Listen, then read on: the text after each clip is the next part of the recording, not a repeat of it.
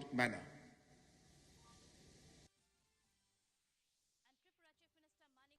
Kidukot jongka parliament ha Tibetan Kiba Shah be nakari wangdu doji bat geshe lopsang pende kilai Kynduh ya Myntri Sorkar uba AL hek ban Pynkhlaiñ ya kejingya dei jongki ha padang ke India bat Meghalaya hagane kejing wan jengok jongki Sha Shillong kila penpau ya kejing sngau burom ya ke Sorkar India bat ki briu jongka ki baju kirshan ya ke Tibet u dorji ula penpau ya kejing sngau khia halor kejing senshar donbor jongka China ha Tibet bakin thop ya kejing temu penduk jat ya ke Kolshor keten rai bat kan yam kerukom jongki nong Tibet ula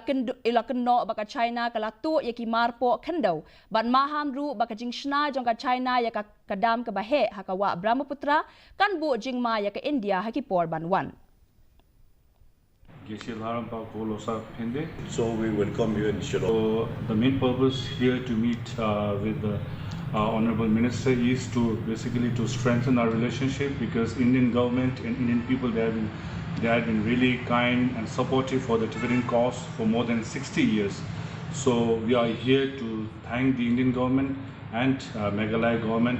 for supporting the Tibetan cause and helping the Tibetan people who are living here in Shillong, and at the same time to update about the present critical situation inside Tibet under the Chinese authoritarian regime. UMLA Kamausen Ram uba